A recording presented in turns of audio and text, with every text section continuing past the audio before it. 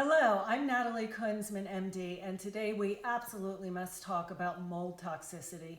And I gotta tell you, this one even tries to slip by me every now and then. So, how does somebody present with mold toxicity? Well, it is so variable that it can be anything from rashes, fatigue, muscle or joint pain, neuro or cognitive dysfunction, sinus complaints, headache complaints, shortness of breath, anxiety, depression, insomnia, dizziness, and mold can actually trigger inflammation. So one study found that people that are working in damp buildings produce anywhere from 2 to 1,000 times more inflammatory messengers. And brain scans with people with mold illnesses suggest inflammation, and it can lead to structural brain changes and nervous system dysfunction. So this dysfunction can contribute to hypersensitivity of foods, chemicals, and other items that never may have bothered you before. So this part of the chronic inflammatory response syndrome can yield this brain fog, which might be memory-related troubles or word-finding difficulties, or maybe even difficulties learning in new situations. It can also work on the digestive system or give a metallic taste in the mouth or nausea or vomiting. And for sure, mold illness has been attributed to leaky gut syndrome, which leads to food insensitivities. This mold-related illness can relate to blurry vision or eye irritation, itchy eyes, sensitivity to bright light.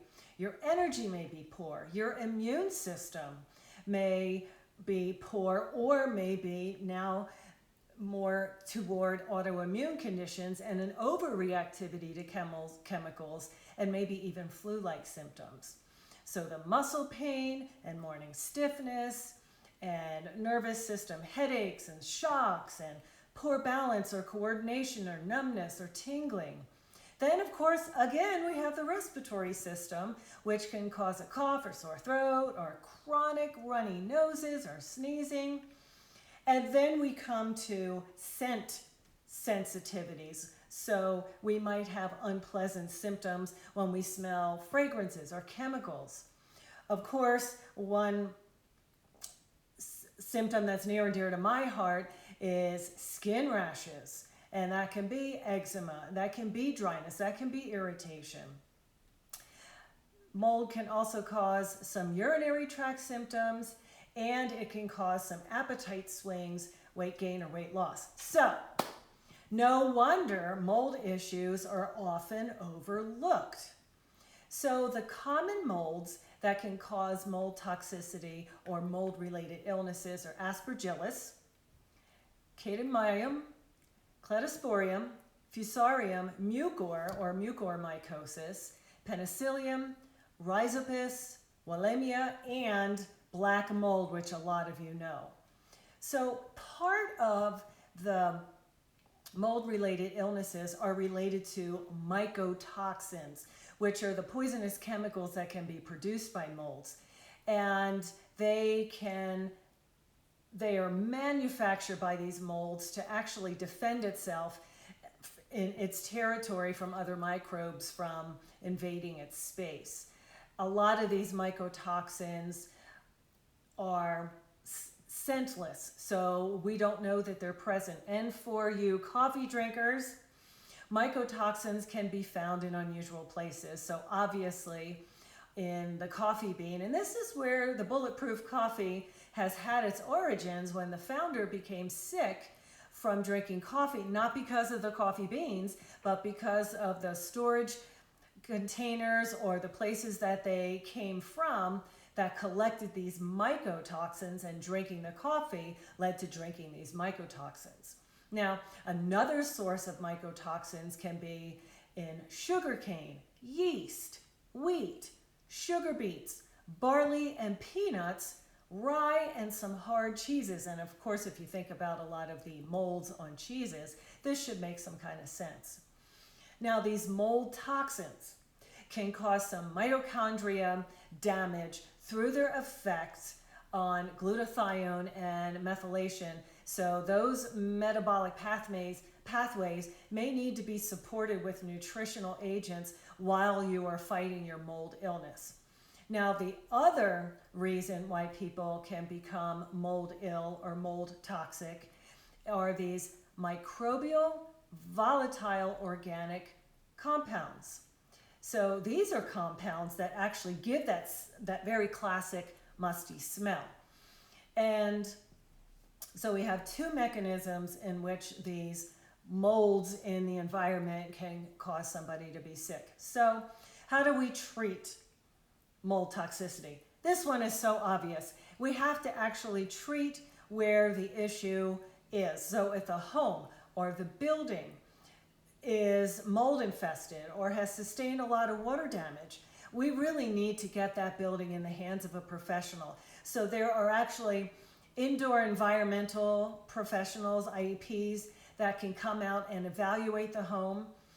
But then we also have the remediators that can actually cut out the mold, go to where the water leakage is or the water source is, and fix the home. Now, you may need to leave that home while it is being remediated, but obviously removing the source of the mold illness, mycotoxins, and the volatile compounds is absolutely imperative.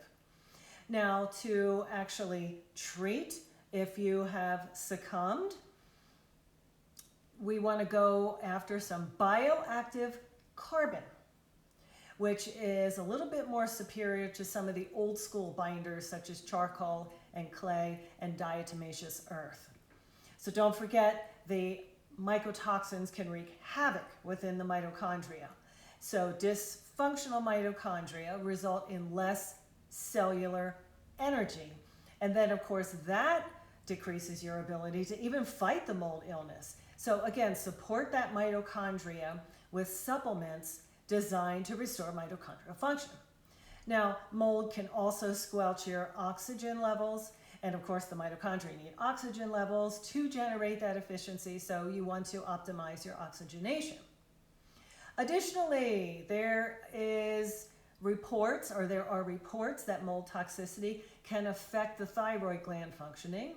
So we want to support the thyroid as best as we can, and that may include some thyroid food, which may include iodine. Now, bile flow is actually critical to efficient detoxification, and our livers have to process any toxins or these toxins from your blood, deposit them into the bile, and then you're going to excrete these toxins via your stools. Glutathione is one of the most powerful antioxidants that our body can make, but is also supported in the liver. And mold toxicity can deplete our glutathione. So that will leave our livers very vulnerable to this damage. So you can take L-glutathione, you can supplement with N-acetylcysteine, which is also helping to support and create more glutathione. Of course, here are some of the ways to change your lifestyle to avoid any of those potential substances that may have mold. You may want to go on a grain-free diet. You want to eliminate sugar. We want to go after some of those fungal-fighting herbs and veggies, which will include garlic and carrots, kale, ginger, golden seal, cayenne. There are several more, and you'll want to talk to a naturopath or an integrative physician to help you with that.